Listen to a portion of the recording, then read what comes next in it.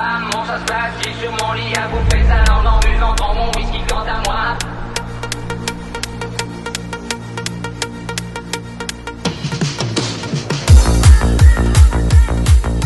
Jean-Charles avec une pizza et un coca, Oh là là. mais c'est pas vrai. la Comment ça va? Pris la main dans le sac, c'est bon, tu vois. Ah bah voilà, je peux pas nier. C'est vraiment ton truc, les pizzas quand même. Ah ouais. C'est Quoi, une je passion, viens mais c'est un... Et le coca zéro. Et oui, aussi, l'autre péché. Voilà. J'ai Donc- pas beaucoup de péchés, mais voilà, les deux ils sont là. réunis. Comment ça va? Bah écoute, ça va. Ouais. Ça va. Ça va. T'as un peu de temps en ce moment? J'ai C'est un parce que peu de là, temps. je vois qu'il est 20h là, tu devrais pas Ouais, être en fait. c'est vrai que je découvre ce que c'est que d'être dehors à 20h, ce qui n'a pas été le cas pendant 12 ans, comme tu le sais. Ouais. Mais là, effectivement, depuis 2 mois, bah voilà, c'est fini. L'histoire, c'est terminé. En français, je crois qu'il y a un divorce qui s'appelle, parce que j'ai fait du droit dans une première vie, et il y a un divorce qui s'appelle divorce demandé par un époux, accepté par l'autre. Bon, bah disons que dans cette histoire, je suis l'autre, D'accord, mais qu'il y a eu divorce. d'accord. Mais comment tu te sens? Ça va? Tout va bien? Non, ça va Ouais. très bien. Bah oui, quand Bah oui, manger des pizzas à 20h tranquille, Exactement. Faut prendre avec- le bon côté des choses. l'air chaud de Tel Aviv, un peu humide ce soir quand même. Hein. Très humide, très humide. Ouais. Bah, c'est l'été, bon, malheureusement c'est comme ça. Voilà, on en a pour 2 mois encore. Mais... Ouais. T'as d'autres passions, je pense, hein? Oui, C'est le quoi? tennis que Le tu tennis. connais, hein, Bah oui. c'est l'autre. Voilà, la pizza c'est une, ça aussi, mais le tennis, Le tennis. c'est une grande partie quand même de ma vie. Pourtant, toi, Et mon métier. t'étais foot, toi. T'étais foot à mort, mais en fait, c'est le tennis que t'aimes. Mais oui, c'est ça. Je crois qu'en fait, je me suis aperçu que j'avais plus de chances de mieux jouer au tennis qu'au foot quand j'étais plus jeune, et donc je me suis vraiment mis sur le tennis. Mais c'est vrai que bon, le foot, c'est quand même ce qui m'a fait vibrer pendant toute ma vie, hein, et encore aujourd'hui, un peu moins, mais quand même. Tu sais qu'il y a des gens qui se rappellent de toi encore à Europe 1, ta voix, Ah oui. en train d'hurler sur des matchs de foot, les directs, les machins. T'as un peu la nostalgie de ça ou c'est fini? C'est pas la nostalgie, mais c'est vrai que c'est une partie importante de ma vie, mais c'est pas impossible que je refasse peut-être ça encore. C'est pas, je m'en interdis pas en tout cas. Pourquoi pas? C'est quelque chose qui fait partie de moi. Alors bon voilà. Là j'ai vraiment fait autre chose pendant 12 ans. Ah ouais, là, t'as fait du Et- pur news, Moyen-Orient, Israël, à fond la caisse. Et depuis le 7 octobre, je dirais même en dose, Ouais. haute C'est- dose. D'ailleurs, t'es sorti comment tout ça? Parce que on a interviewé autant de familles d'otages, de victimes, et t'as vraiment accumulé chaque soir. J'avais un peu peur pour toi, quasi peur pour toi, pour ton mental en fait, parce Ouais. que qui peut tenir? Bah, les premiers jours, c'était très difficile, mais je crois pour tout le monde. Ici, on était dans un espèce de traumatisme. Moi, je dormais pas la nuit. On faisait des cauchemars. Ça, c'était vraiment parce qu'on était dedans, en fait. C'est difficile de se dire, on est dans un événement qu'on vit nous-mêmes, et en même temps, il faut en parler, raconter aux gens qui sont parfois très loin ce qui est en train de se passer, faire parler des victimes qui racontent des choses affreuses. Donc, c'est vrai que ça a été un peu compliqué à gérer au début, mais en même temps, c'était un tel tourbillon, et puis on avait vraiment l'impression d'être tellement acteur d'un événement historique sans précédent qu'il fallait vraiment se détacher aussi et faire parler ces gens-là. Donc ça m'a aussi aidé beaucoup, moi, quand je voyais cette souffrance de gens qui venaient, par exemple des mères qui venaient, leur enfant était à Gaza. Quand on est face à des gens comme ça, tout de suite, bon, bah, ça calme, ça enlève son petit mal-être parce qu'on est traumatisé et on pense à ces gens-là surtout. Donc Et voilà. t'arrives à te dédoubler, tu sais, quand on a un trauma, quoi. On est obligé de faire attention à pas être trop in front, tu vois. Ouais. De vraiment, c'est que ça peut être dangereux pour soi-même, même. Oui, Comment oui. tu faisais? Tu mettais une barrière? C'était quoi la barrière que tu te mettais? Bah, je Tu pense pensais à que quelque chose? Non, j'ai toujours eu moi j'ai un espèce de détachement par rapport aux événements parce que bon, quand on est journaliste, on est quand même confronté. Moi, j'ai été correspondant quand même à Marseille aussi. J'ai couvert pas mal de faits divers assez horribles, sordides. Bon, après j'ai fait du sport, c'est vrai que là c'est quand même beaucoup plus agréable entre guillemets. Mais quand on est journaliste, on est quand même confronté à des événements parfois tragiques. Bon là, ça dépasse vraiment tout ce qu'on peut imaginer, hein, ce 7 octobre et tout ce qui en découle depuis. Donc je pense qu'il y a une espèce d'armure qui se forge au fur et à mesure, et parce que sinon on tient pas, on peut pas faire ce métier. Moi j'ai connu des gens, y compris sur cette chaîne, tu en as connu aussi, qui n'arrivent pas à tenir le choc émotionnellement, et donc là forcément c'est sûr que T'as eu des craquages qu'on ne connaît pas? T'es rentré un soir, t'es rentré en craquant? non, pas des craquages, mais par contre très affecté, oui, parce que j'ai entendu des gens parler avec tellement d'émotions, de drames qu'ils vivaient. C'était très dur parfois. Je pense à notamment la mère de 2 petites filles qui étaient à Gaza et qui, elle, était ici et qui venait demander tous les soirs où étaient ses enfants. C'était au tout début et c'était vraiment terrible de ne pas pouvoir lui apporter de réponse. Et on trouvait ça tellement injuste de voir deux petites filles emmenées. Pourquoi? On ne sait pas. Voilà. Tu as fait le 20h, évidemment, l'émission la plus regardée pendant la guerre. Je pense que vous avez fait des scores d'audience fous. Cette chaîne, t'es devenu un incontournable dans les salons des francophones du monde, en fait. Et tu te sentais une responsabilité à ce moment-là de donner cette fameuse information qui est tellement perdue dans l'océan de la désinformation. Ouais, je crois qu'on a eu un rôle là qui vraiment a été... là, on s'est aperçu vraiment du rôle, de l'importance qu'a eu cette chaîne que tu as créée donc il y a 12 ans. Mais là, vraiment, c'est vrai que cette guerre a donné une dimension. Et je le vois aujourd'hui parce que je reçois des messages de gens qui sont tellement touchants, émus de ce qu'ils ont vécu à travers moi, à travers ce journal. Et là, je m'aperçois du lien qui était vraiment très fort, qui s'est créé entre eux et moi. Et peut-être je réalisais pas ça quand j'étais à l'antenne. Et là, maintenant, je le réalise. Et c'est vrai que c'est assez étonnant de voir à quel point il y a un lien émotionnel, affectif très fort. Mais tu sais que tu manques beaucoup aux gens, là. Ils te le disent dans la rue. Ouais. Qu'est-ce que tu as envie de leur dire à eux, là? À qui t'as pas pu dire au revoir, d'ailleurs? Ouais, j'ai envie de leur dire que c'est pas de mon fait, mais que bon, voilà, ça fait partie des choses de la vie. Je parlais du divorce tout à l'heure. Bon, voilà, ça fait partie des choses. Non, mais à eux, t'as envie de leur dire, à tes téléspectateurs qui t'ont même suivi pendant 12 ans. J'espère leur proposer peut-être autre chose, les retrouver pour d'autres aventures bientôt, parce que c'est vrai que c'est important quand même qu'il y ait cette une présence francophone dans ce pays est importante à mon avis parce qu'il y a une vraie demande et pas seulement de juifs qui vivent en Israël ou en France, mais partout dans le monde, en Afrique, partout. On s'en est aperçu. Je suis allé au Canada. C'est impensable de voir à quel point il y a un besoin d'informations liées à Israël en français. Parce que les juifs du monde se sentent un peu seuls peut-être par rapport à ce qui arrive en ce moment, Israël, l'antisémitisme et autres. Tu ressens ça, j'imagine que tu en parles tous les jours. Donc, non, mais c'est vrai qu'il y a une situation qui est assez dramatique pour beaucoup de juifs. Là, je parlais du Canada à l'instant, mais c'est vrai que ce que vivent les gens là-bas, c'est fou d'imaginer. Le Canada ça semble être un pays paisible de loin et les juifs y ont prospéré, vécu heureux pendant longtemps. Et là, aujourd'hui, ils sont dans une situation qui est quand même assez inquiétante. Et ils se font du souci eux-mêmes pour leur avenir. T'es content d'être finalement, toi, arrivé ici il y a 12 ans pour la chaîne, justement, d'être ici aujourd'hui, là? Ouais. C'est le pays où il faut être. Ah oui, franchement, j'ai vécu des choses que, franchement, j'imaginais pas dans ma carrière pouvoir vivre, qui vraiment m'ont marqué pour toujours. Donc c'est quelque chose de qui ne peut pas laisser indifférent, c'est sûr. Ce que j'ai vécu là, je pense que j'aurais pas pu le vivre ailleurs et certainement pas évidemment en restant en France. Journaliste ou pizzaiolo, ça te dirait pas une vie de pizzaiolo? Alors voilà, j'y ai pensé, non mais c'est vrai, parce que j'aime tellement ça, je dis mais est-ce que j'aimerais pas en faire, parce qu'évidemment voilà, offrir des informations à des gens, et pourquoi pas offrir des pizzas aussi. Mais c'est un métier extrêmement dur quand même, parce que faire ça du matin au soir, là je le voyais, j'ai déjà vu des pizzaiolos travailler, c'est extrêmement difficile, je suis pas sûr physiquement d'y trouver un plaisir aussi intense que celui de journaliste par exemple, ou de joueur de tennis par exemple, je sais pas. Quand on fait ça de manière intensive, peut-être qu'à un moment, c'est difficile. Bon, j'ai un challenge pour toi. Tu sais qu'il nous attend en cuisine, là, pour faire une pizza. Ah. Et c'est toi qui vas la faire. Bon, donc, t'as déjà mangé une pizza, bon, on va faire une deuxième. Je vais essayer de faire la même. C'est moi qui la goûterai, celle-là. Très bien. On va essayer. Tu veux y aller? On va essayer. Allez, viens, on y va, là. Viens voir. Jean-Charles. Oui. Shalom Peter, מה נשמע? מה נשמע? בסדר. שאתה רוצה ללמוד איך אנחנו עושים את הפיצה. כן, כן. האמת זה די פשוט. זה פיצה מנפולי? מה אתה עושה? זה פיצה שבאמת מיוצרת בישראל. אנחנו משתמשים בחומרי גלם איטלקי ודברים של הארץ. וגם מאיטליה, כמו שאתם רואים כל המוצרים שלנו. כן, כן, אני רואה. כל המוצרים זה אמיתי מאיטליה. התנור שלנו איטלקי. זה הפיצה שאנחנו. אוקיי. Comment tu l'aimes, toi, la pizza? Moi, j'aime la plus simple possible. Margherita.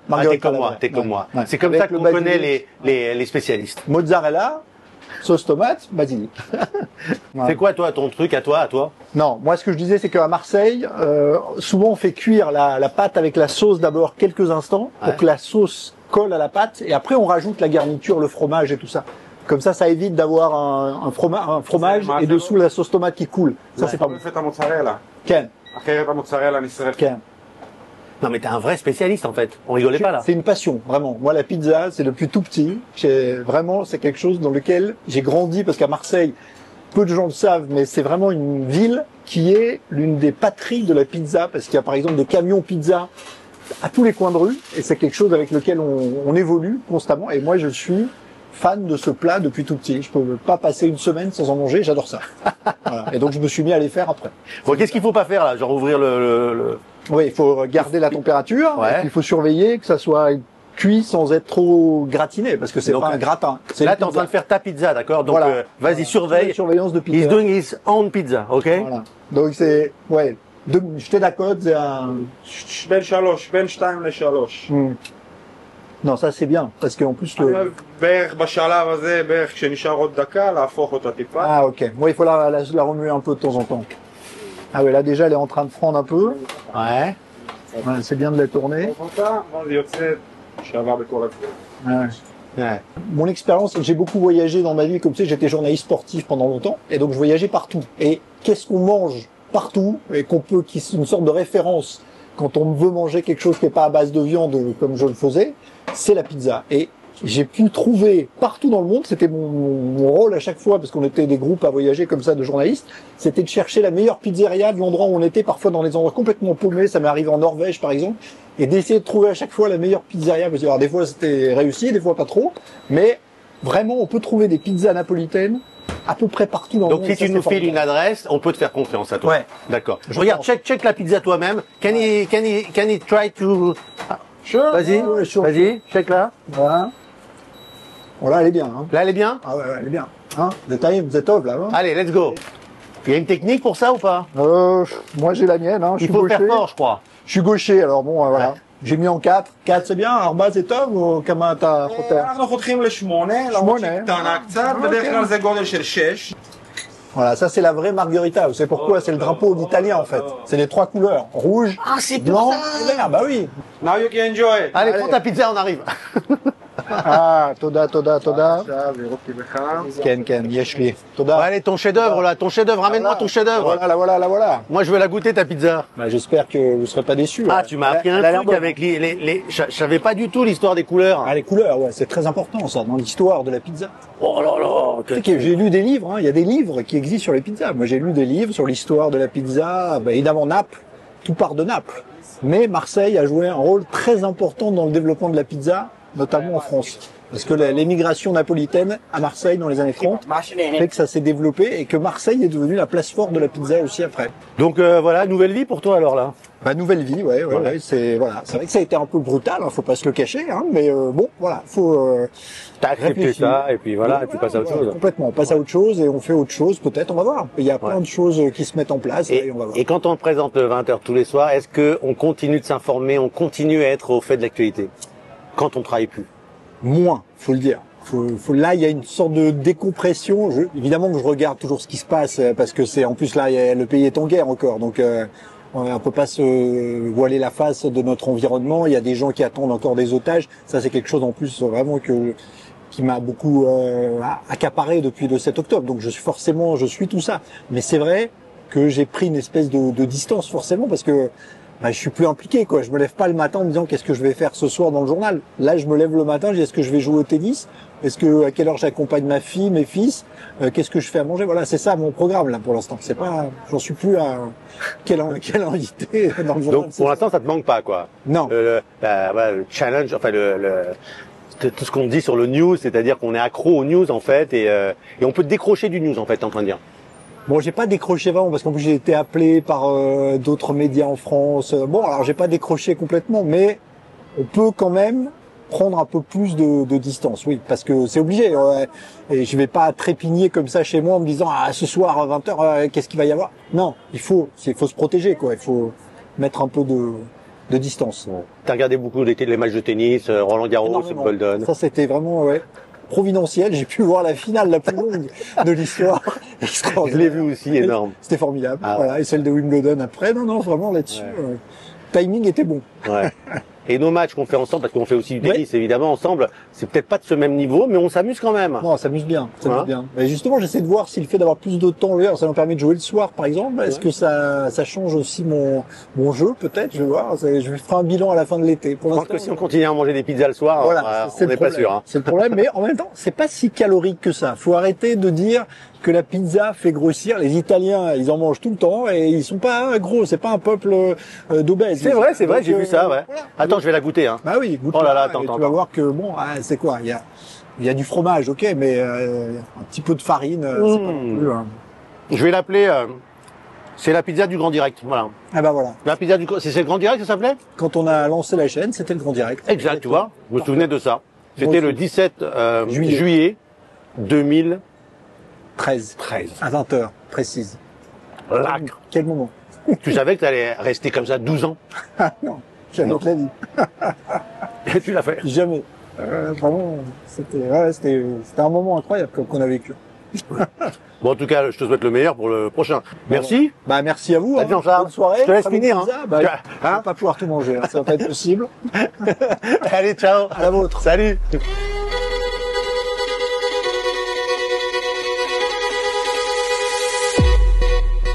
Allez viens, je t'emmène au vent, je t'emmène au-dessus des gens, et je voudrais que tu te rappelles notre amour est éternel et pas artificiel. Je voudrais que tu te ramènes devant, que tu sois là. Justine.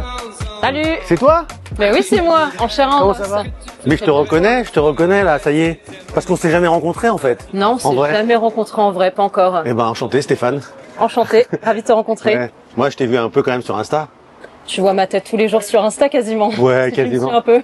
Comme 53 000 personnes, c'est ça à peu près? Alors moins, on est à 51 000 il me semble. Ouais, mais après cette émission, tu verras.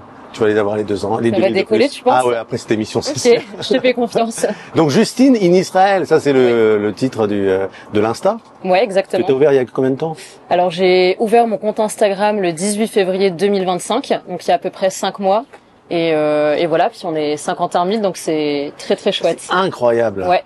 Mais comment t'expliques ça? Alors j'explique ça parce que j'ai un profil un peu atypique. Je suis pas juive, mais j'habite en Israël. Moi, je viens d'un tout petit village du nord de la France. Donc vraiment rien à voir avec Israël ou la Tu serais pas ch'ti quand même. Je suis 100% ch'ti. J'ai mangé de la fricadelle toute mon enfance. J'allais à la baraque à frites tous les vendredis soirs. C'était pas Shabbat, hein, mais Oh là là, on d'accord. mangeait bien quand même. Tu ne ferais pas l'accent? Faire Mudbook, t'en avais 40 dedans. J'ai adoré les ch'tis, évidemment, comme des millions de gens. Oui, bien sûr. Ça a fait du bien, tu crois, aux gens du Nord, ce film? Le Alors, succès de ce film? Oui et non. Je pense que ça a ramené un peu de tourisme dans le Nord. Je pense que les gens se sont rendus compte qu'on était vraiment une région accueillante. On n'a pas le soleil dans le ciel, mais on l'a dans le cœur. Par contre, bon, c'est vrai qu'il y a quand même... C'est une phrase d'Enrico Macias, ça. Je crois que c'est vrai, ouais. Mais c'est vrai que bon, il y a des clichés qui, tout le monde parle avec l'accent, on est tout le temps ivre, bon. C'est un petit peu abusé. T'as commandé quoi, là, par exemple? J'ai commandé un Coca-Cola. Ah bah, ça va, tu vois. Regarde, les clichés, c'est pas... Bah après, c'est parce qu'ils avaient pas de triple carmélite, hein, mais... Donc tu disais que ça, c'est ta particularité, c'est que t'es une ch'ti ici en Israël. Enfin, ouais, une pas française. Juive. Pas juive, Pas surtout, juive. ouais. Et après, je parle de ma vie en Israël. Et j'essaye d'aller un peu à contre-courant de ce que disent les médias français. Parce qu'il y a beaucoup de désinformation qui est propagée. Mais attends, j'étais pas au courant. Ah mais c'est vrai, t'étais pas personne au courant. me l'a dit. Mais enfin, Mais qu'est-ce que c'est que cette histoire? Qu'est-ce qui se passe? Ah bah il faudrait que je regarde un petit peu ce qui se passe. Ah bah on est servi, voilà. Ah bah, voilà. ça c'est pas mon coca par contre. Tu m'as dit un coca et puis là je vois du vin rouge. Il y a pas de souci. C'est ça que t'as commandé? J'aime pas le vin rouge. J'aime que le blanc. Non, non. Non, parce que je suis connu ici, dès que j'arrive, il me sert mon vin rouge, en fait. Bah attends, c'est pas toi le facteur dans Bienvenue chez les Ch'tis? Oui, c'est ça. En fait, c'est En la vélo. version flush de Danny Boone, quoi. Voilà. Maintenant, quoi que Danny Boone, il s'est pas converti au judaïsme. Mais si.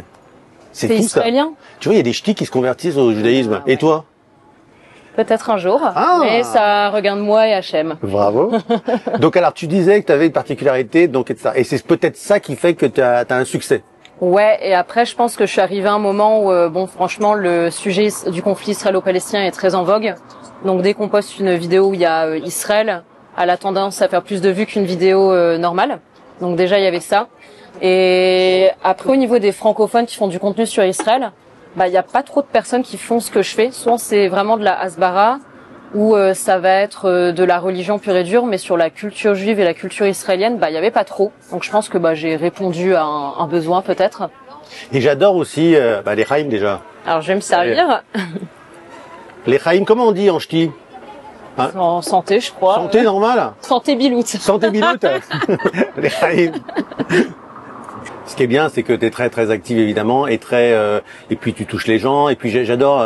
J'ai vu évidemment quelques vidéos, notamment celle où tu casses un peu les a priori chez les Israéliens ou chez les Juifs tout simplement. Ouais, tout simplement, ouais. Ouais. Et ça plaît parce que c'est très bien fait, c'est tranquille. Voilà, les 10 a priori les plus. Sur les Juifs, ouais, c'était une vidéo qui visait vraiment à combattre l'antisémitisme. Et donc j'avais pris quelques clichés qui sont au sujet des Juifs. En disant bah non, enfin moi c'est faux, je suis pas juive, mais je vis entourée de personnes juives et moi c'est pas ce que je constate. Mais alors est-ce que toi en arrivant ici avant de connaître Israël, t'avais ces a priori là? Alors pas nécessairement, parce que j'ai grandi dans une famille qui est ouverte d'esprit, donc j'ai jamais entendu mes parents dire ah les Israéliens sont comme ça et les Juifs sont comme ça ou tout autre pays ou communauté. Donc vraiment, je suis arrivée comme une page blanche et j'ai pas eu besoin de me déconstruire. Je me suis juste construite en voyant, en constatant tout simplement à quoi la vie ressemble en Israël. Donc évidemment, il y a eu des moments où j'étais surprise parce que bah quand on vit dans un petit village du nord de la France, qu'il n'y a pas de juifs, bah il y a toujours des traditions. Moi, j'ai pas compris le premier Shabbat, on balance du pain. J'ai dit c'est dingue, qu'est-ce qu'ils font? Mais non, j'avais pas d'idée préconçue. D'accord. Et aujourd'hui, comment tu te sens avec cette tradition, cette culture? Tu te sens comme chez toi là? Ouais, plutôt. Je me sens plutôt comme chez moi. Après, je pense que j'ai pas encore tous les codes. Je parle pas très bien hébreu non plus. Donc, je pense que c'est deux choses sur lesquelles il faudra que je travaille. Mais bon, je suis arrivée en janvier. À l'heure actuelle, on est en juillet. Donc, bon, voilà, 6 mois, je trouve que j'ai fait plutôt de belle intégration, quoi. Pour apprendre l'hébreu, un petit copain israélien, ça peut aider, hein. Mon copain est israélien, je consomme local. T'es venu ici, tu te dis, je sais pas combien de temps je vais rester ici, quoi. Alors, on teste. Avant, je vivais au Portugal. Ouais, c'est ça. Donc j'ai vécu 4 ans et demi au Portugal, donc de 2020, de 2020 à jusqu'à janvier. Et entre-temps, je revenais quand même très régulièrement en Israël. Et en janvier, j'ai obtenu mon visa, donc je suis venue m'installer ici. J'ai eu une expérience incroyable au Portugal, mais j'étais contente de partir. Ça manque un peu de dynamisme, on va dire. Et je voulais vraiment surtout m'installer en Israël. C'est quoi? Pourquoi? C'est quoi ce déclic? Qu'est-ce qui a fait que tu avais envie de venir ici? Je pense que ça s'explique pas vraiment. Des fois, tu vas dans des endroits, tu te sens comme chez toi. Et moi, c'est totalement ce qui m'est arrivé. Donc, je suis venue en Israël pour la première fois, j'avais 20 ans. Je suis venue toute seule avec mon sac à dos. J'ai posé le pied en Israël et franchement, juste c'était génial. J'ai eu un sentiment de paix. J'ai eu le sentiment que j'appartenais à cette terre. Et j'ai trouvé ça très bien. Et très vite, je me suis fait accueillir par des Israéliens. Je suis arrivée dans la nuit, il était 3-4 heures du matin. Je prends le train, il y a un Israélien qui habite à Paris, on discute, il me dit tu fais quoi? Je dis moi je vais finir ma nuit sur la plage. J'avais 20 ans, j'étais à la route avec mon sac à dos. Il me dit non, tu vas pas dormir toute seule et tout ça. Je dis si sur la plage, y a pas de souci. Il me dit sinon je vais pas te laisser, je t'invite à dormir chez moi. Et donc la première nuit où je suis venue en Israël, je me suis fait accueillir. Et ça n'a pas été la seule fois. Donc je pense que je suis vraiment aussi tombée amoureuse des Israéliens qui sont juste super gentils et super chaleureux. Et super beaux. Ah ouais, son canon, hein. Et dis donc. Ah ouais. Et moi, je vais sur la plage à Tel Aviv, je mets les lunettes et je mate, hein. Moi, je te le dis. Les filles aussi, remarque, hein. Ah ouais, elles sont pas mal. Après, bon, je suis pas de ce bord-là, mais c'est vrai qu'elles sont pas mal. Non, mais toi, t'as une beauté française. Alors les gens on te dit? Non. Je pense que t'es russe. Ouais, russe ou ukrainienne. Ah ouais. Donc souvent c'est russe et pour les mettre mal à l'aise, je dis ah non, Ukraine. Et donc je vois les gens se braquer, je dis je déconne, je suis française. Est-ce que tu te sens un peu une représentante française en Israël? Alors moi je me considérais plus comme une ambassadrice d'Israël pour les Français, plutôt qu'une représentation française en Israël. Mais c'est aussi parce que souvent les gens me font la remarque en commentaire. Par exemple, je suis allée refaire ma carte d'identité au consulat de France à Tel Aviv. On forcément me reconnaît maintenant. Et j'ai rencontré le consul, voilà, on a pris la petite photo, on l'a publiée. C'est une super ambassadrice d'Israël et tout ça. Donc en fait, je me vois comme ça parce que les gens me font la remarque. Mais moi, je trouve que ce que je fais, c'est quelque chose de normal. Je suis juste une fille qui vit sa vie, qui adore faire des vidéos, qui adore parler d'Israël et hop, qui le poste sur les réseaux sociaux. Enfin, à la fin de la journée, je suis Bon, enfin, il y a quand même du fond, il y a l'intelligence et du fond derrière, celui d'aller répondre de manière très, enfin, d'expliquer les choses à ceux qui sont en déficit de connaissances. Et toi, tu le fais de manière très simple, en fait. Et c'est ça qui fonctionne bien, en fait. Ouais, c'est ça. Après, je pense que pour faire ce que je fais, il faut avoir un peu de passion. Non seulement il faut avoir de la passion pour le sujet en question. Donc, dans mon cas, Israël et la communauté juive. Et il faut avoir un peu de passion aussi pour aimer se mettre en scène en vidéo, aimer s'exprimer, aimer faire de la recherche, faire du montage. Parce que au final, aujourd'hui, j'ai plein de casquettes. C'est Justine fait du montage, Justine se filme, Justine en train de faire des recherches, Justine au téléphone en train de closer des contrats pour des collaborations. Et je pense que quand on n'aime pas cet ensemble de choses-là, c'est pas possible de le faire.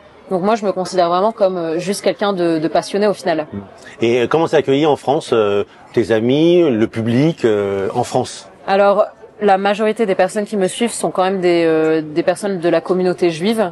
Donc forcément, bon, c'est plutôt bien accueilli. Après, moi, je reçois quand même des menaces de mort tous les jours. Donc, soit venant de Français non juifs, soit venant de personnes qui habitent les pays du Maghreb où ça parle aussi français, donc ils peuvent tomber sur mes vidéos. Et au niveau de mes amis, ils sont assez fiers de ce que je fais. Ma famille, c'est un peu plus mitigé. Voilà, il y a des membres de ma famille qui m'adressent plus la parole de par ma prise de position sur les réseaux sociaux, alors que honnêtement, bon, je suis pas très virulente. Je suis assez nuancée dans mes propos. Tu fais pas trop de politique non plus? Je fais de la métapolitique de temps en temps. Ouais. Je donne jamais mon avis, je donne des faits, mais c'est pas en effet le point central de mon contenu non plus. Donc oui, j'ai perdu des gens qui m'étaient chers juste parce que je suis sur les réseaux sociaux, quoi. Mais bon. C'est fou ça quand même. Hein. Ouais. Les gens savent pas faire la part des choses, malheureusement. Est-ce que tu penses que ça peut être un combat, ce que tu fais, un combat contre le mensonge? Ouais. Oui. Ouais. Oui, parce que tout le monde, moi j'entends les gens qui ont Israël, tout le temps, Israël, les Juifs, ils ont ce mot-là à la bouche tout le temps. Êtes-vous déjà venu en Israël? Est-ce que vous avez un entourage avec des personnes juives ou quoi que ce soit? La plupart du temps, non. Même on me parle de Palestine. T'es déjà là en Palestine? Ah non, mais toi, t'y es jamais allé? Sauf que si, j'ai visité les territoires palestiniens. Et j'ai mon avis sur la question, et je pense que c'est... il y a un moment, soit on fait vraiment l'effort de se renseigner sur certaines questions, et pour faire la guerre, faut être deux. Donc, faut aussi voir ce qui se passe du côté israélien et du côté juif. Il faut aussi accepter d'écouter les juifs, parce qu'aujourd'hui, les juifs parlent, on les écoute pas, on dit « mais vous êtes tous des sionistes, vous mentez ». Mais à côté, bon, le Hamas peut dire n'importe quoi, et on boit ça comme du petit lait. Donc je pense que les gens devraient faire un peu plus preuve d'honnêteté intellectuelle, mais on en est loin. T'as pas encore connu, toi, finalement, Israël sans guerre, en période de semi-paix, parce qu'on n'est jamais vraiment en période de paix. Alors, toi, t'as connu vraiment la guerre.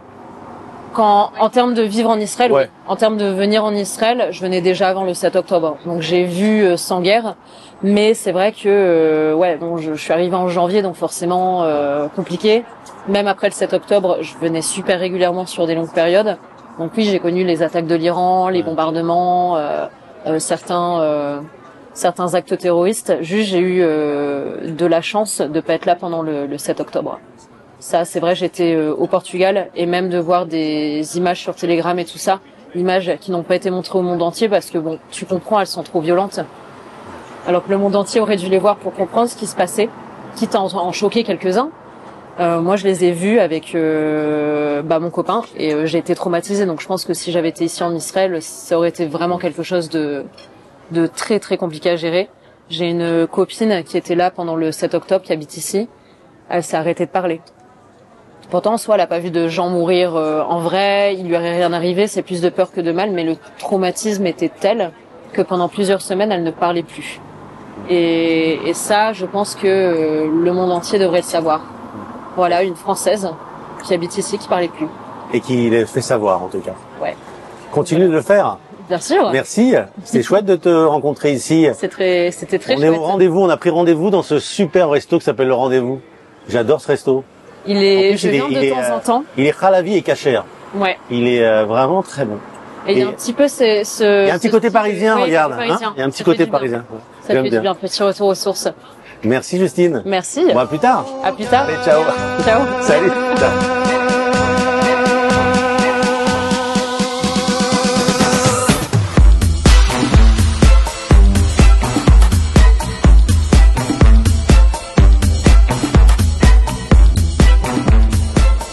c'est pas Ilana Benita? T'es pas Ilana Benita? Effectivement, oui. T'es pas agent immobilier? Exactement, en Israël, Je oui. peux m'asseoir là? Avec grand plaisir. C'est vrai, je te dérange pas? Non, pas Oh là du là, tout. ça me fait Jamais. plaisir de te voir. Moi aussi. J'ai deux, trois questions pour toi. Vas-y, je t'écoute. Bon, il paraît que t'es fortiche. On m'a dit pourquoi? On m'avait dit parce que tu gères tout de A à Z, parce que même les avocats, tu leur apprends les trucs. C'est vrai? C'est vrai ou pas? Ouais, ça dépend sur quel avocat. Parce que quand mais t'es je français, que t'arrives ici pour acheter un appartement, il faut choisir l'avocat, il faut choisir l'agent immobilier. C'est vrai. Et tu sais pas vraiment si on peut avoir confiance en tout le monde, est-ce qu'ils sont tous compétents, pas compétents, etc.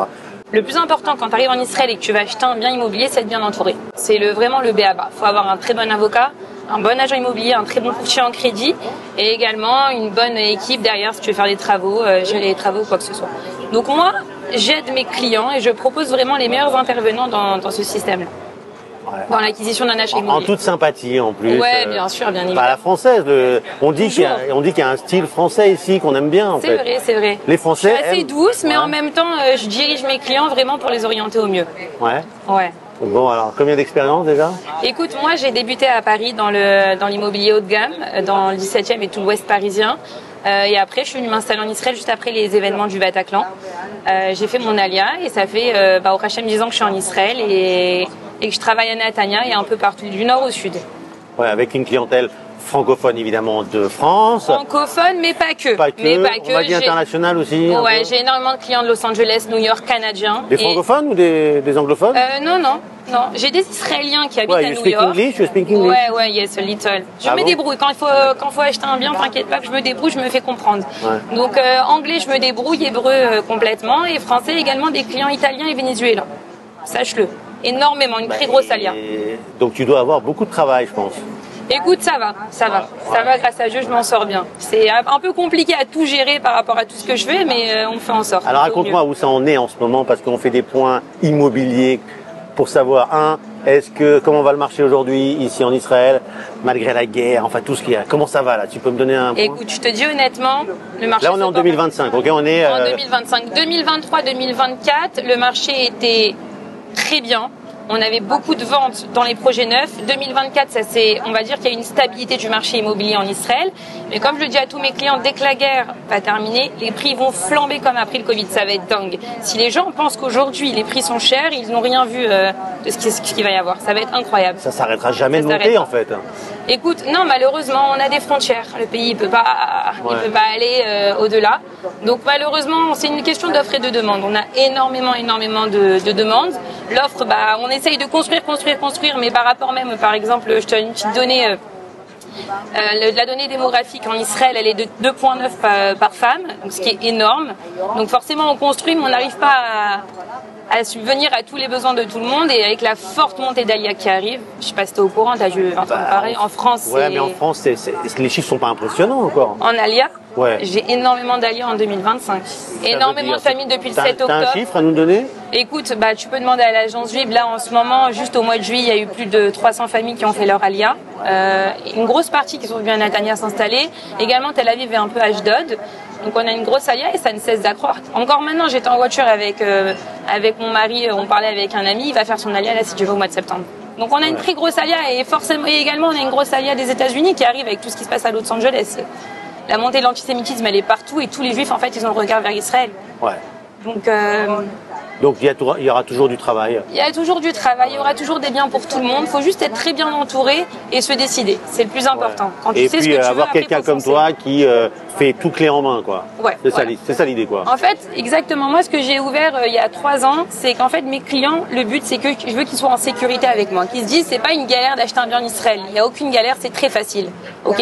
À partir du moment où tu as trouvé ton bien, on se met d'accord sur un prix, après, tout s'enchaîne. Et c'est moi qui gère tout. Je suis un peu, on va dire, le couteau suisse. Je gère les avocats, les courtiers en crédit. Je m'occupe également du home design. Ah ouais, alors ça c'est incroyable, Ouais, on m'a c'est dit sympa. ça. Mais tu sais que c'est ça un truc plaît en beaucoup plus aux que j'ai Français, ouvert. ça. Ouais, mais aux Américains, ils adorent. Parce qu'aux États-Unis, ça se passe comme ça. Tu C'est quoi arrives, exactement tu poses tes valises dans un appartement. Ils ne connaissent pas la notion de devoir faire une cuisine, d'acheter de l'électroménager. Ils arrivent, ils me disent, il n'y a pas le canapé. Je lui dis, non, il faut l'acheter. Aux États-Unis, ça ne se passe pas comme ça. Donc en fait, ce que j'ai ouvert il y a 2 ans, c'est que je vends l'appartement au client. À la remise des clés, je m'occupe de la remise des clés et après je m'occupe de tout, du design de A à Z. S'il y a des travaux à faire, j'ai une équipe sur place. avec des travailleurs exclusivement russes, moldaves et chinois avec qui je travaille, et également bien évidemment des Israéliens. Je m'occupe du canal d'ameublement, je m'occupe de la cuisine, l'électroménager, du clé en main jusqu'au verre de shot. Vas-y, tu veux pas nous faire un shot là? Allez, l'Echaim. Bon alors on l'a pas dit à la fin de la guerre, tiens, à la fin de la guerre. Hein, Amen en paix, avec une très grosse victoire. Et comme ça, une grosse victoire. Et qu'on puisse faire du business tranquille, acheter des appartements, voir venir. Ouais. Il y a des touristes en ce moment qui reviennent ou pas là, de France? En ce moment, écoute, en France c'est un peu délicat par rapport aux prix qui sont élevés par rapport au prix des billets d'avion. Donc voilà, ils annoncent 1500, 2000 euros le billet, donc forcément ils achètent à distance. Moi je fais également beaucoup de ventes à distance par téléphone et sur plan. Ouais. Je vends beaucoup sur plan, pourquoi? Parce que ça permet aux gens qui n'ont pas forcément les sous tout de suite d'investir. Ça leur laisse un délai de 2-3 ans pour pouvoir rendre peut-être leurs biens en France, récupérer des sous, peut-être des fonds qui sont bloqués, peu importe. Ça leur permet d'avoir des échéances beaucoup plus souples et d'acquérir leurs biens qu'ils veulent tout neufs. Et on fait le choix bien sûr des matériaux, de la cuisine, du marbre, des portes, tout. Et je m'occupe de tout. Alors c'est quoi le client type français? C'est quoi une anecdote un peu sympa? Parce que ils sont tous un peu pareils, c'est différent. Les Français, ils ont un truc à eux, quoi. Écoute, les Français, ils veulent tout. Et forcément, le budget, des fois, il suit pas. Donc, j'essaye de leur faire comprendre aux clients. Mais une petite anecdote qui s'est passée, qui était très sympa. Tu vois, je commercialise des immeubles en exclusivité. Les constructeurs nous donnent de l'immeuble. On le commercialise intégralement. Et un jour, un client français, il me dit, écoute, moi, je suis intéressé par le penthouse. Je lui dis, ok, très bien, on sort les plans, etc. Il dit, voilà, j'ai un kiff, c'est ce que je veux. On vendait des penthouses, des rooftops avec des piscines sur le toit. On en avait 3. Il me dit, moi, je veux pas que la piscine, elle soit... Je dis quoi? Sur. Je dis, comment tu veux qu'elle soit? Il me dit, je veux qu'elle soit en dessous. Je dis, c'est-à-dire? Il me dit, je veux que de mon canapé, je vois ma femme en train de nager, donc je veux une piscine vraiment tout en verre. Transparente. Transparente, tout en verre. Je veux voir ma femme nager toute nue. Donc j'ai trouvé ça super marrant. J'ai dit, écoute, why not? Donc après, on a travaillé avec les architectes, tout ça, pour essayer de mettre ça en œuvre. C'est faisable? En finalité, on a essayé de faire une piscine, mais surélevée en verre, effectivement, mais pas depuis son salon, quoi. C'est techniquement, au niveau des ingénieurs en béton, c'était pas possible. Mais bon, tu dois en voir des vertes et des pas mûres quand même. Ouais, mais ils sont sympas. T'aimes bien ce métier? T'aimes bien? Moi, je suis passionnée, dis-moi. C'est vrai? Je suis passionnée. Depuis l'âge de, je te cache pas, depuis l'âge de 6 ans, je passais... Mais pourquoi? Comment c'est possible?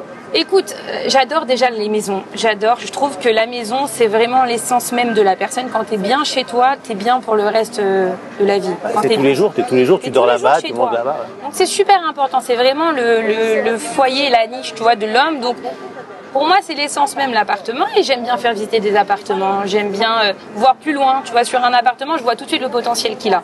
Et je donne des idées également à mes clients sur des fois des biens. On me dit, Lana, mais il est affreux le bien. Je dis, mais non, écoute-moi, tu peux faire ça. Tu sais te projeter, quoi. Tu sais te projeter, c'est le vrai truc. Mais en fait, tu réalises des rêves, en fait. Exactement. C'est ça que tu dois aimer faire. Oui. Réaliser le rêve des gens. Ouais, là, j'ai livré un appartement à une cliente. Elle est rentrée dans l'appartement. Elle a pleuré. Je lui ai fait la déco, etc. Elle a vu l'avant-après. Elle est rentrée. Elle m'a dit, Lana, tu te rends compte que j'ai un chez moi en Israël et un chez moi, waouh. Je ferai passer une vidéo sur les réseaux sociaux sur du avant-après. Il est incroyable, l'appart. Donc, c'est vrai que c'est satisfaisant de vraiment pouvoir réaliser le rêve des clients, parce que d'avoir un bien en Israël, c'est pas donné à tout le monde. Malheureusement, c'est pas donné à tout le monde, mais il faut se lancer. Faut pas avoir peur, surtout ne faut pas avoir peur, et il faut être super bien accompagné.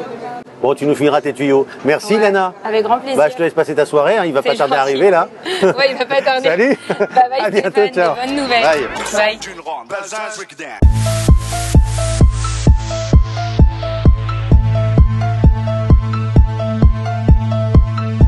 Chirel. Oui. Salut Stéphane. Comment ça va? Ça va? Bouge pas. Ah, je bouge pas. Tu vas bien? Ça va et toi? Voilà, attends, t'as fini un verre de vin là ou quoi? Oui, c'est pour ça que je ne sais pas ce que je vais vous raconter là. Mais ça va, tout va bien? Ça fait plaisir de te voir. Combien de temps je t'ai pas vu? Au moins 6 heures? 6 ou 8 heures? 8 heures. C'est ça. Tu m'as beaucoup manqué. J'adore, comment ça? Ah, j'ai vu que t'as un livre. Attends, je peux m'asseoir? Tu peux t'asseoir. Je te dérange pas, t'attends personne? Non, j'attends, mais elle est en retard. Elle est en retard, bon, je suis là encore quelques minutes. Alors ça va. Je voulais qu'on se voit parce qu'on s'est pas vu depuis la sortie de ton bouquin. C'est vrai? Ouais. Tu veux dire il y a 6 heures et la sortie de mon bouquin? Ouais. Bah oui, ça fait longtemps. Et il est sorti aujourd'hui, non? Il est sorti Non, il est y a sorti quelques quand? semaines. Ouais. Et je suis super contente, mais euphorique. Attends, tu nous fais la surprise, Je vas-y. vais danser sur la table. Bah, j'ai vu qu'il y a plein de musique ici, c'est T'as vu super. comme c'est beau. Alors ici, c'est mon endroit. Ouais. De la journée, je viens prendre mes jus organiques, machin, tout ça. Ça s'appelle Alba. Et le soir, ils te font un petit verre de vin. C'est pas très organique ça, hein? C'est organique. Ah, c'est organique ça, Oui, bon d'accord. c'est des vins, non, je te jure, c'est vrai, c'est des vins TV, là, Ah ouais, naturels. ouais. Et c'est hyper bon et j'adore la musique, ça fait pas mal à la tête, j'adore. Donc c'est mon petit endroit. Bon, tu nous montres le bébé là? Oui. Alors vas-y, fais-le un. Alors là, il est en rose, Waouh. parce que j'ai fait plein de couleurs. J'ai fait le orange, j'ai fait le violet. J'arrivais pas à me décider, alors j'ai fait plein de couleurs. Et donc c'est un livre sur les Juifs et la musique. C'est un livre coloré, Sam Mehar, qui est très heureux parce que tu as plein de regards, plein d'illustrations, du jazz, du classique, de la hip-hop, des comédies musicales, du rock, de la pop, des dessins animés et même des chants de Noël. Ça te ressemble déjà l'idée. T'as vu? L'idée, elle est généreuse. Tu sens que il y a quelque chose d'envie. Ah là là, juice and musique. Et donc attends, regarde. Alors le vas-y, truc génial. continue le pitch. Non, c'est que au début, parce qu'on est en 2025 malgré tout, tu as un QR code où tu mets ton téléphone. Vas-y, mets ton téléphone. Vas-y. Et je fais une photo? Non, tu fais dans caméra et là tu vas avoir un YouTube. Tu le vois? Ouais, je le vois. Vas-y, appuie. Là tu vas dans playlist. Tu vas voir? Playlist et tu as toutes les chansons du livre. Oh, magnifique. En ordre chronologique.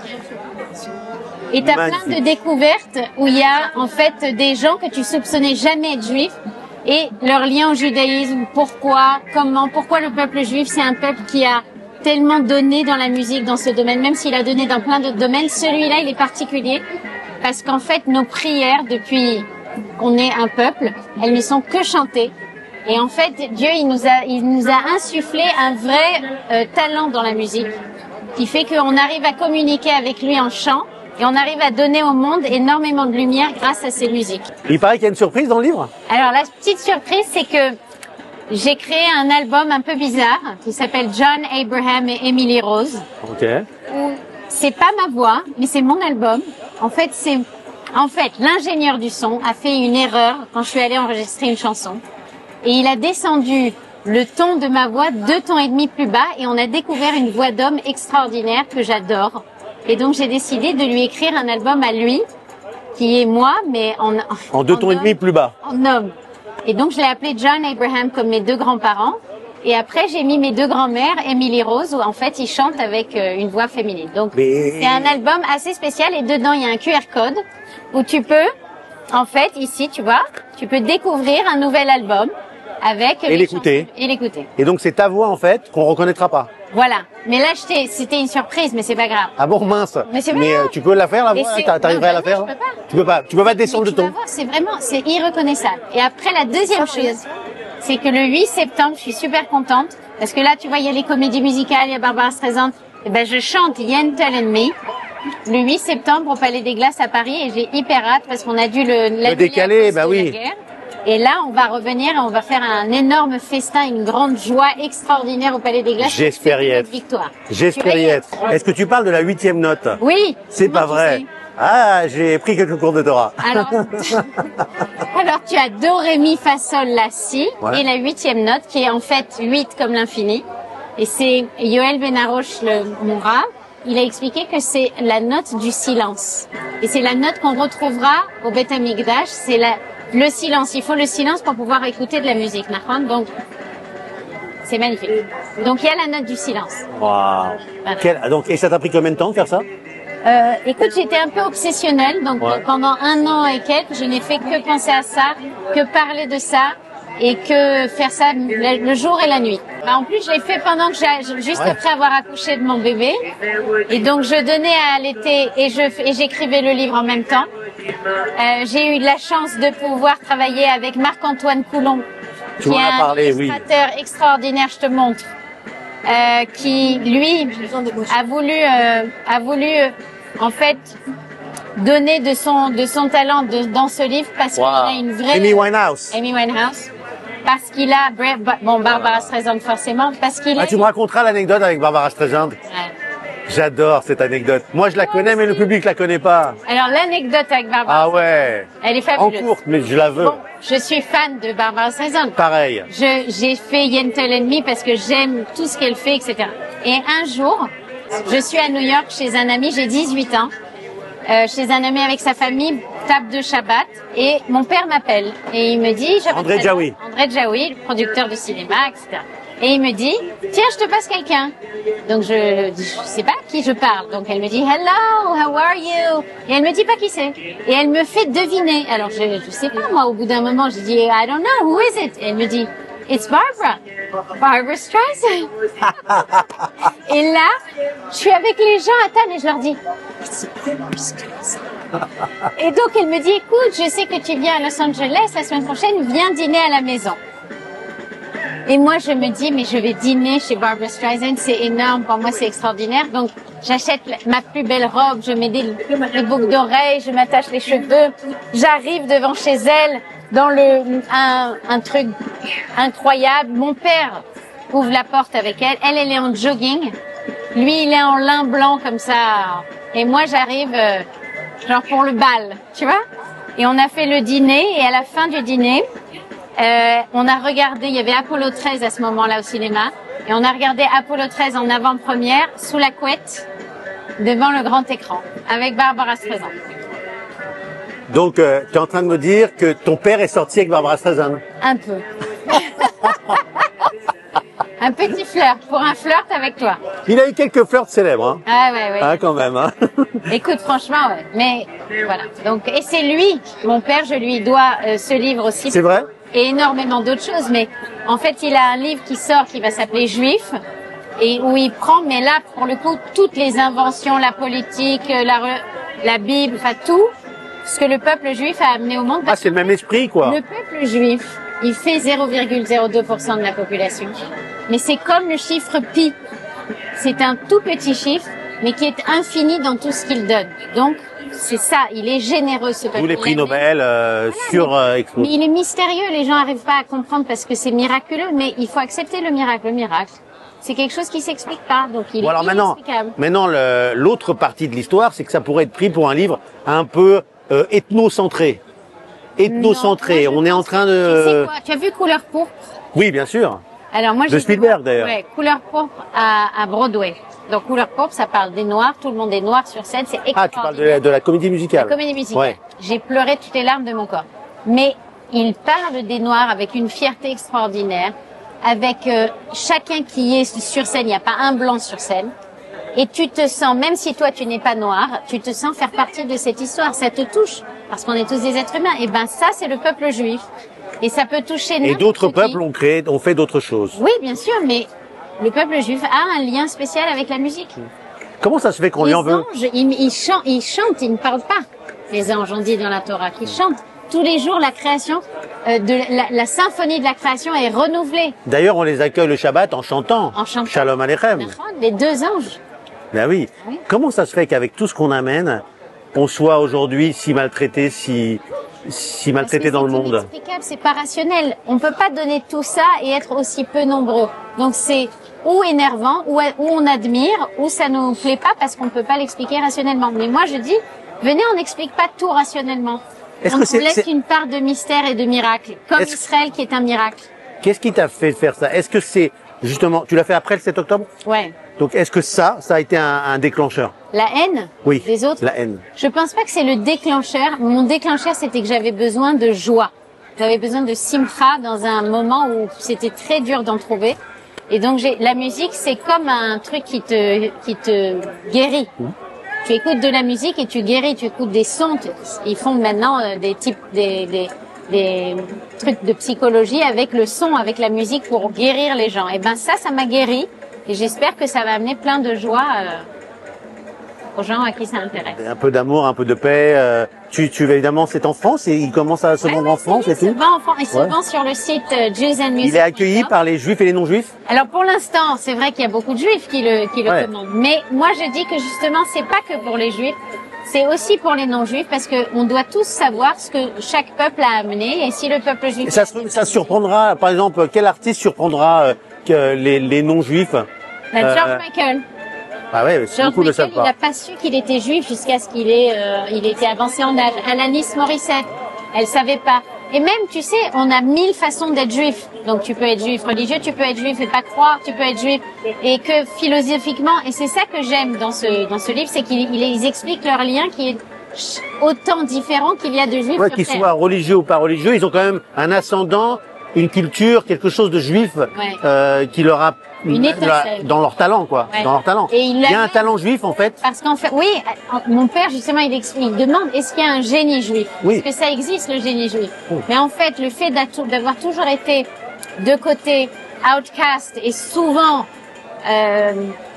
brûlé et mis enfin, toutes les épreuves du peuple juif, fait qu'on leur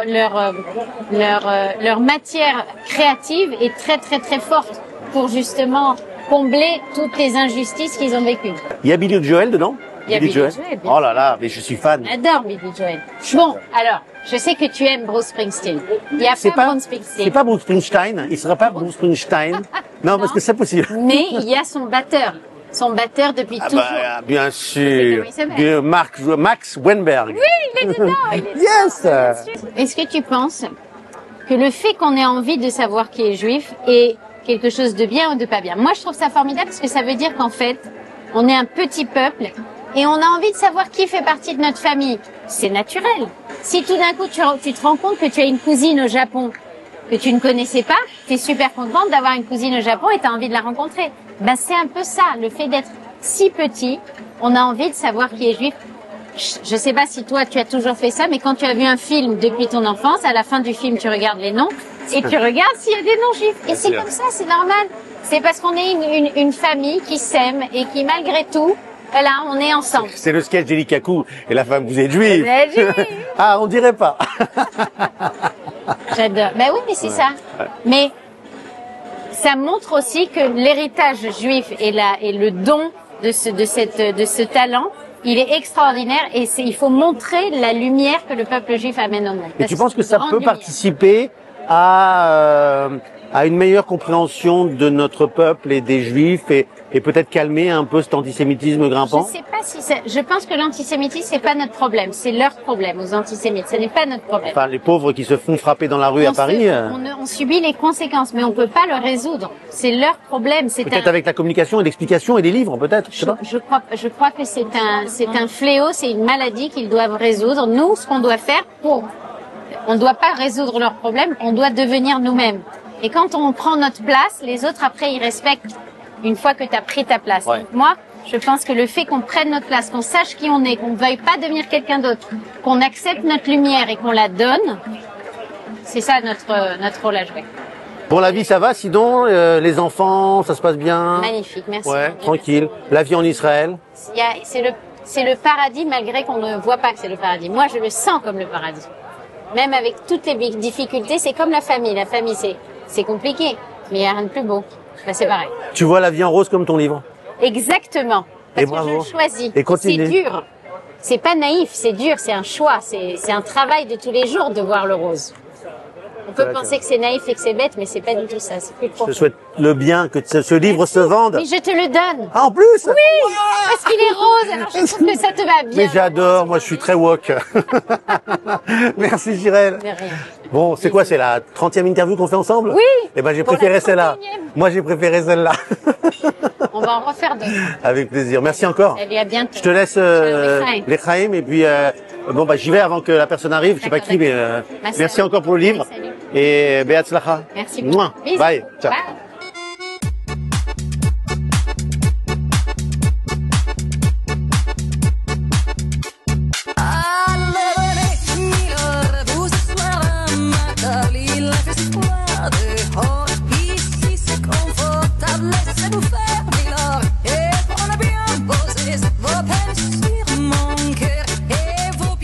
Oh, qui je vois? Simon. Simon Ma, si, à Tel Aviv, mais c'est un truc de fou. Mais en tenue de Tel Avivienne. Bah, à Rome, faites comme les Romains. Ça va? Ça va et toi? Qu'est-ce que tu fais sur la coulée verte? Bah, je suis là pour toi. Ah ouais? Ouais, c'est bon, on a pris rendez-vous là. Mais je t'avais dit coulée verte, regarde, on se retrouve ici. C'est, Et tu sais ce qu'il y a là? Regarde là, regarde ce qu'il y a là. T'as vu la queue là? Le Ouais. meilleur glacier de Tel Aviv. Le meilleur Eyal glacier de Shani. Tel Aviv. Eyal Shani, un grand chef israélien qui a ouvert. Ça te dit de petite glace là? Bah, oui. Ça va, t'es pas au Oui, régime, oui. t'es pas... Une glace, oui. Là, tout de suite, j'ai chaud, oui. Alors oui, il 3 fait fois très oui. chaud. Alors viens, on y va, on va trouver une table. Ouais, là regarde, t'as une table sympa là. Ouais, super. Ouais, c'est bien là. Hein. On est bien là. On est parfait. On est parti nous chercher les glaces là. T'as choisi quoi? Alors moi j'ai choisi 3 goûts, dont 2 particuliers que je vais découvrir avec toi. Le beurre de sauge, la nectarine. Alors j'adore la nectarine, c'est mon fruit préféré avec la pastèque. Mais en glace, ça doit être quelque chose. Et le 3e, ça s'appelle riz collant à la mangue. Alors pourquoi 3 boules? Pourquoi 3 boules? Cette question comme ça, je sais pas si je devrais... Moi j'ai pris que 2. C'est vrai Tu sais pas faire de choix. C'est-à-dire que tu sais pas faire de choix. Le sticky rice à la mangue était Donc, tentant. tu veux dire que t'es un gourmand. Ah oui. T'es un gourmand. Ah oui. Ouais. J'espère que ça se voit pas trop, mais Ou un gourmet, on va dire. je préfère. Voilà. Voilà. Très bien. Pas un glouton. Ouais. Ou un glouton. T'aimes les belles choses, les bonnes choses. Oui, mais on va s'arrêter sur cette discussion parce qu'elle commence à virer dans un autre registre. Tu sais que ça, c'est une émission qui rappelle un peu Paris dernière. Oui, c'est bien sûr. Ardisson qui faisait ça. Ah oui. Donc tu sais, il faut prendre le style Ardisson. Ah oui. Bon bah évidemment. Il faut un Laurent Baffy. Toi t'étais Ardisson, t'étais pas Ardisson? Quoi? T'étais Ardisson toi ou pas? Écoute, Ou la dernière phrase a été de trop? disons que ce qui est triste dans la vie, comme quoi, parfois faut mieux se taire parce qu'on sait jamais quand on va partir. Et c'est vrai que partir sur Là-dessus. une si mauvaise note que celle qu'a laissé Thierry Ardisson en comparant Israël à l'Allemagne nazie, en comparant la guerre à Gaza à Auschwitz, forcément c'est plus qu'une gaffe à mon sens. Il s'est excusé. T'as pris que S'est-il vraiment excusé?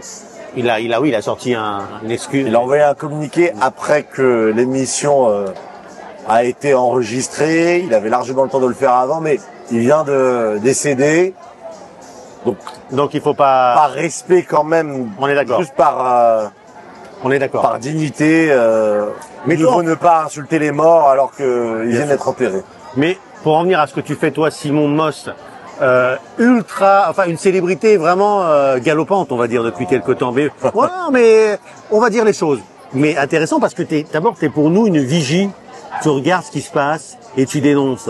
Ça c'est super important pour nous, même si on le fait tous à notre niveau, en regardant, en se fâchant, en jetant la télécommande sur la télévision.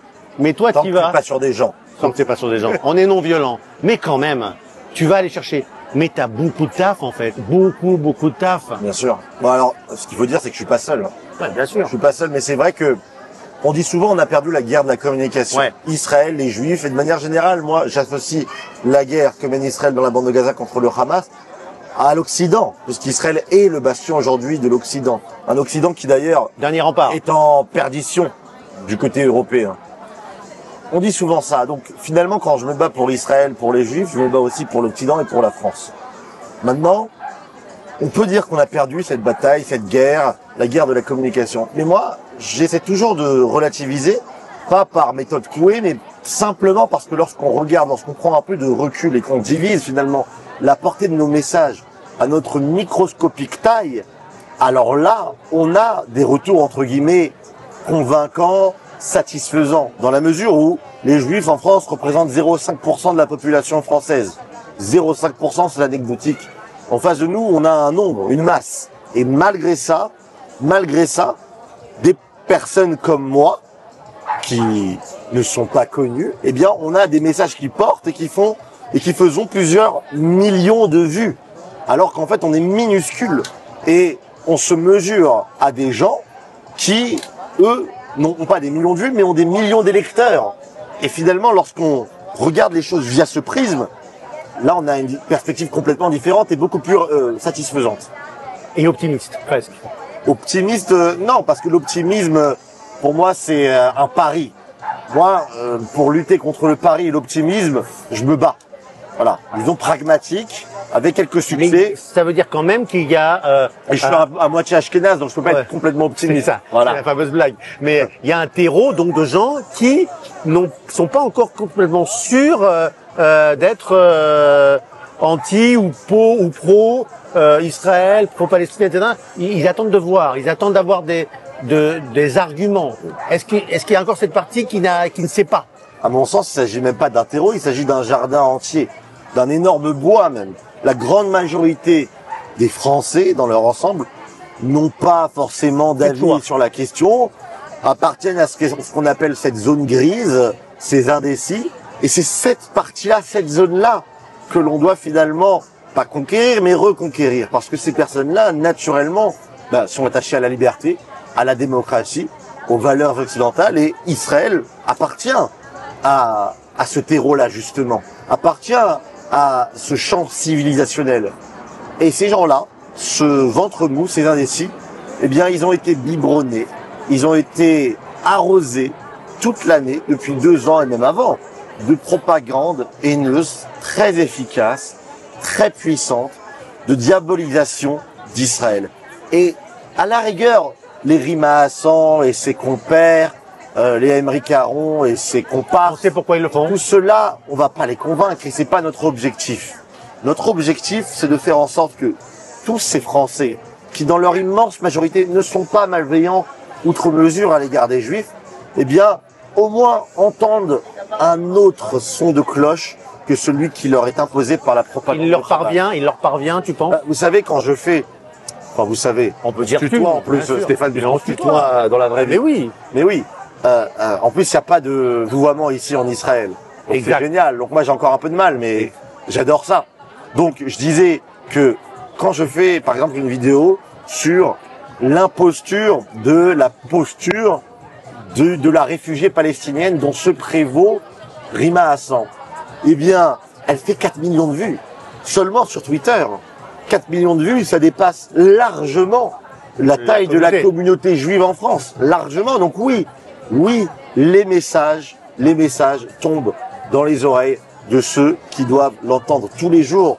Je reçois des messages tous les jours, hein. Vraiment, je Toutes n'exagère sortes pas. de messages, un peu de haine et un peu de félicitations. Évidemment, la haine. est À la très rigueur, moi, évidemment, les félicitations, les remerciements, tout ça, je l'accueille avec beaucoup déjà d'humilité parce que vraiment, c'est rien par rapport, le travail que je fais par rapport au risque gigantesque et immense, au sacrifice que prennent les soldats d'Israël qui, voilà, n'ont pas des jeunes soldats. caméras devant soi et qui y vont simplement parce que c'est leur devoir. Donc déjà, moi, j'essaie toujours, à chaque fois que l'on parle des remerciements, des félicitations, toujours de dire non.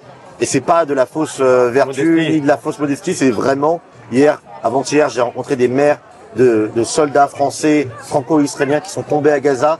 J'ai un respect et une admiration, mais jusqu'à la moelle immense pour ces héros. Je reçois évidemment mon lot de haine. Et finalement, ça veut dire que ça marche, parce que ça veut dire que je les titille. Et en masse, tous les jours, des centaines et des centaines de messages de haine, des insultes, certains plus ou moins sophistiqués, la plupart, ça dépasse pas vraiment le niveau CM2 de conjugaison, et encore, je suis gentil, et c'est un peu une insulte que je fais à tous les élèves de CM2. Maintenant, moi, ce qui m'intéresse le plus, ce qui me touche le plus, ce sont les gens qui m'envoient des messages, qui ont regardé, par exemple, le débat auquel j'ai participé sur la chaîne du Crayon, 1 contre 4, et qui me disent, j'ai grandi dans une famille pro-palestinienne, on avait un portrait de Yasser Arafat dans la maison, dans le salon, j'ai vu ton débat et ça m'a fait réfléchir. Ça m'a fait réfléchir. Ça va te faire plaisir. Mais ça, c'est immense. Ouais. C'est immense. Tu vas en faire des comme ça? En refaire? Ouais. Bien sûr. Ouais. Le seul problème, ma seule limite, c'est l'interlocuteur. Puisque tous les interlocuteurs refusent. Tous les bons Et puis il interlocuteurs. faut du niveau en plus devant toi.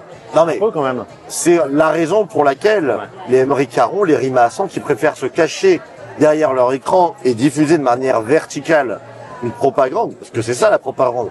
La propagande, tu ne peux pas la risquer au hasard d'une contradiction. Donc, tu te réfugies derrière des médias complètement acquis auxquels tu sers un narratif non contredit. Le risque du débat, et c'est aussi ça qui fait sa force, et c'est aussi pourquoi les gens, notamment ceux qui ne sont pas juifs, regardent, parce qu'il y a une dimension épique, presque de gladiateurs. Il y a une arène, il y a des gladiateurs qui se battent pour des idées. Moi, j'essaye de débattre et de convaincre, non pas mon interlocuteur forcément, mais surtout Ceux qui l'écoutent. C'est pour ça que T'as vu que Caron a fait une faute aujourd'hui, une belle faute aujourd'hui. oui, une faute. Ça t'a fait ta journée?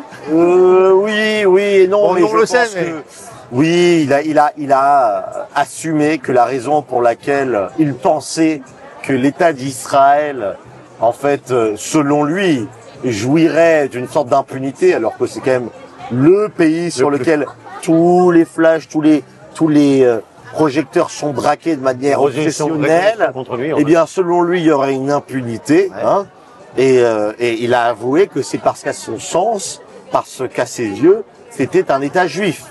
Donc, voilà. Mais j'ai envie de dire, je préfère, vous voyez, Alain Soral, je vais vous dire, Alain Soral qui est quand même, ne fait pas, n'est pas discret quant à sa haine des juifs, au moins, il l'assume. Il dit le mot juif. Il parle pas de sioniste, il se déguise pas derrière une critique, un humanisme. Et finalement, l'antisémitisme, la haine des juifs, eh bien, ça fonctionne comme un tourbillon, on le voit bien. Dès qu'on a des artistes, des intellectuels, des gens médiatisés qui commencent à goûter à ce poison, ils y goûtent, ça leur apporte des likes, de la visibilité, un soutien énorme. Et puis, ils goûtent une nouvelle fois, ils y prennent goût, et ils deviennent addicts. Blanche Gardin, par exemple, Dieudonné, par exemple, Emery Caron, tous ces gens-là, comment il s'appelle, Pascal Boniface, tous ces gens-là, et en plus, ils s'enferment dans ce tourbillon, donc ils n'y échappent pas. C'est très difficile d'échapper à ce tourbillon une fois qu'on est pris dedans.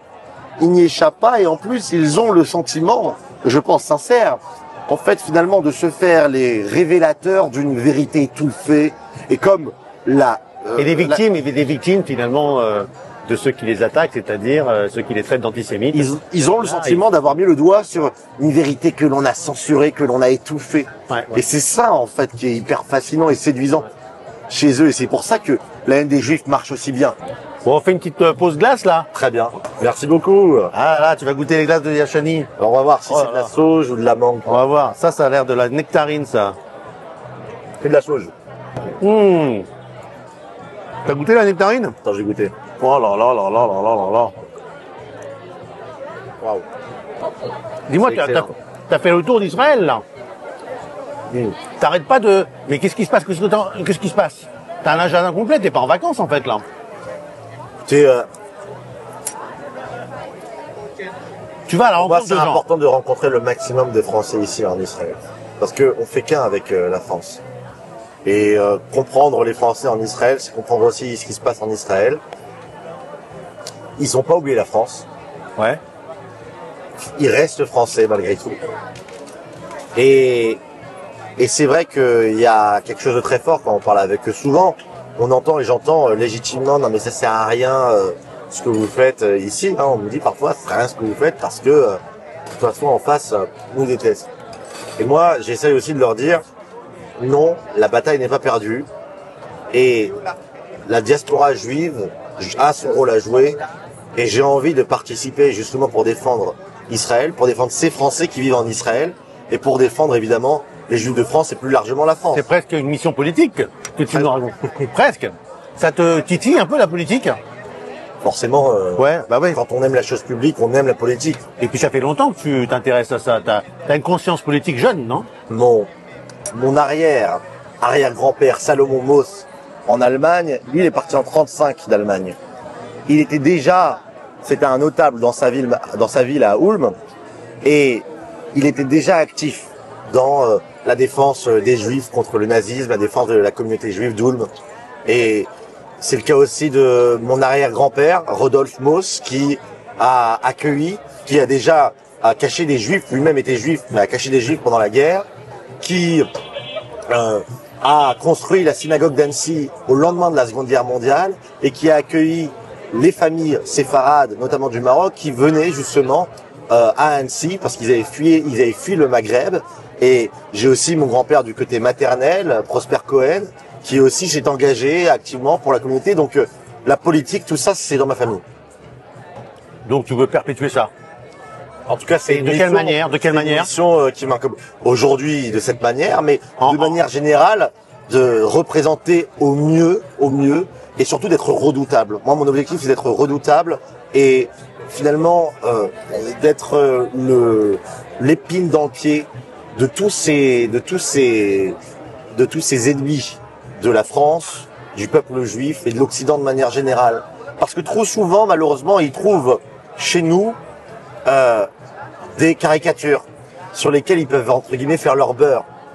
Et la raison pour laquelle des gens comme Rima Hassan, Emmerich Caron, tous ces gens-là me bloquent, c'est parce que précisément, avec moi, ils peuvent pas faire leur beurre.